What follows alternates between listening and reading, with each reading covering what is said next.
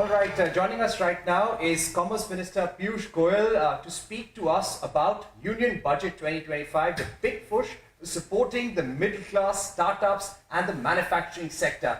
Mr. Goyal, how do you think this budget fares in terms of giving more consumption power back to the middle class, because that had been a pain point over the last few quarters? Well, it's a very transformational budget. It's balanced. Continuity is evident in the budget, but very strategic in its outlook. It has planned a vision very holistically. Now, the benefits given to the middle class. It straightaway results in money in the pocket of the middle class. India has a very rapidly growing middle class with 25 crore poor having come out of multidimensional poverty. You are rapidly seeing more and more people with increasing incomes. Their disposable income becomes much bigger, savings of up to ₹1 lakh for all those who are earning up to 25 lakh rupees. And for those who are in a job at 12,75,000 rupees salary, you have zero income tax. I think it's a very, very big message that so far the government had focused on investment-led growth. Now we will have investment-led and consumption-led growth, which is how developed economies of the world have been created. So it's the right pathway to a developed India. Sir, there was a concern about India's growth going forward, whether there are structural problems. The CA has said that the growth in this fiscal could be between 6.4 to 6.8%. What is your view on what this budget will now do for growth revival for FY25 and FY26? My sense is this budget and the number of elements it touches, whether it's MSMEs, whether it's farmers, whether it's the youth for creating more job opportunities, our startups, creating the right infrastructure mix, monetizing 10 lakh crores worth of assets for reinvestment into the economy, focusing on ease of doing business, the Jan Vishwas Bill 2 also coming in now, working with the states to get ease of doing business at the state level activated and incentivizing them, focusing on tourism. Now, tourism we all recognize is one of the largest job creators. When she has looked at the minute detail in which she has gone. 50 destinations chosen through a challenge route, but within that, not only will infrastructure be created, marketing will be done. You will even look at simple things like hygiene and sanitation. Udan supplements tourism. 4 crore more tourists or travelers with 120 new destinations. So that many more airports getting activated, making it easier to reach the destination. Hotels being provided land at affordable prices so that hotels remain affordable. Homestays being given mudra loans now. I can clearly see in this Honorable Prime Minister Narendra Modi's way of working. He always thinks very comprehensively, he always thinks out of the box. And actually this budget has to be read in its entirety to understand the interlinkages, how he has connected the dots to prepare India for developed and prosperous future. I want to speak about the focus on labor-intensive sectors such as leather and footwear. What is the kind of schemes or the policy contours that we are going to now see for support for these sectors? And do you think this has been done with the China Plus One opportunity in mind? Well, Prime Minister Narendra Modi has always believed in the capabilities of our MSMEs. And it is not only toys and leather. Toys and leather are clearly focus areas where we have a huge amount of success story in our last few years. But he has overall given the MSME sector a big thrust. He has increased the mudra loan limits. He has increased the limits of the very definition of MSME. We are finding that the credit guarantees will be given for term loans, for modernization of these MSMEs. Exporters will be given a thrust with easier finance available. There is a focus on food processing.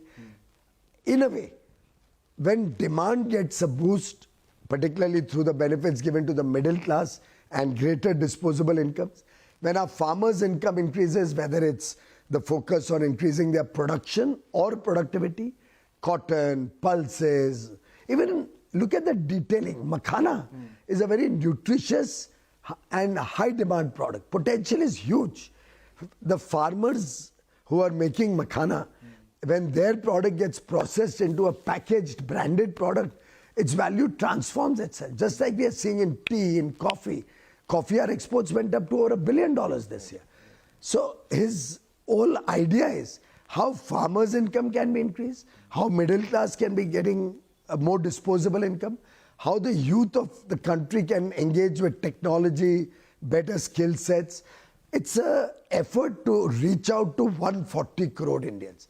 Nobody should be left behind, is the mantra that Prime Minister Modi follows. When it comes to duty, sir, we've got the new administration in the US and they have threatened tariffs. They've started with, of course, Canada and Mexico. They will go to China and the feeling is they will impose tariffs on India as well. How are you gearing up and how is that budget, how is this budget making India tariff ready? Please don't go by feelings expressed by a few people. We have the courage of conviction that our friendship, our relationship with the United States is time-tested. Prime Minister Narendra Modi and President Trump share very deep bonds of friendship. He knows that India is a trusted partner of the United States of America. At the same time, we are wanting to work even closer with the United States of America to expand our relationship, whether it's on bringing back illegal immigrants, whether it's on making sure that American goods get a fair tariff regime in India which does not hurt their business interests, and simultaneously Indian exports to America also get equal opportunity. Whether it's our effort which we had started during the first Trump administration also to increase a lot of goods from America which we need. I mean, crude oil, gas, we require it. And I must say, Honorable President Trump is thinking in the right direction of bringing down energy costs, bringing down cost of crude oil, bringing down cost of gas. All of this will be great news for the Indian economy. And there's an FTA on the table also, the trade deal? Well, we will have discussions with our counterparts and with Honorable President Trump. And I'm very confident that we will strike a very balanced, very forward-looking partnership which could include different types of trading arrangements. We are looking for a very robust and a very strong partnership with the United States of America. Okay, now coming back to the budget, sir, Jan Vishwas 2.0, this was a focus of the FM in her speech. This is something that you had been working for the last 7 to 8 months on decriminalizing laws and regulations.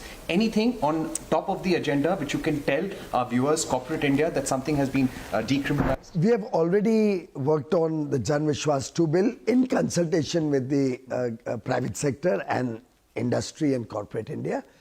Already, as Honorable FM mentioned, 100 different provisions which hurt either business or the common man have been identified. But we are open to more suggestions. This 100 can be made 500. And I have been appealing to industry, to the common people, to MSMEs to guide us and give us more ideas. At the same time, the uniqueness of this budget is the Honorable FM has announced that we will work closely with the states. For global capability centers, we'll design a framework and involve the states in that. For ease of doing business, we'll incentivize states to help them to create much easier and investor-friendly ecosystems by which they can attract greater investment, more jobs in their state, invite technology, invite international businesses and investment to come to their state. So the effort is to work closely with the states so that while the center, of course, is very deeply committed to ease of doing business and ease of living, this time around it will be a partnership of the states and the center both working together. Okay. And finally, which sectors do you expect the highest amount of FDI to come now, and where are we going to see the highest exports because of this budget and the duty? Well, we have already seen FDI getting a big boost in the first 9 months of this year, and I'm very confident that going forward, we will continue to see a lot more FDI coming into India. A number of easing measures like the KYC norms, the TCS norms, TDS norms, all of those, the greater thrust to boosting consumption-led growth along with investment-led growth, the effort to promote technology, startups, all of these are going to be great sources of attracting investment, international money flow into India. I am very confident this budget for 1.4 billion Indians, for every sector of society, as more and more people deconstruct the nuances of this budget, recognize the holistic and comprehensive thinking behind this budget, will get immense traction in every section of society, including the people of Delhi, who will now see much greater disposable income. Delhi would have the highest number of middle class, for that matter. So government employees, state government, central government, defense forces, armed forces, paramilitary forces, MSMEs, our small traders, they will all benefit from the huge relief given to income taxpayers. 12.75 lakh tax-free for salary earners, 12 lakh tax-free for every other taxpayer, up to 25 lakh, at least a lakh of rupees saving for every taxpayer. It's a great budget for the middle class, for the farmers, for the youth, and for 140 crore Indians. All right. Thank you very much for speaking to us. Thank you, Thank you Parikshit. very much.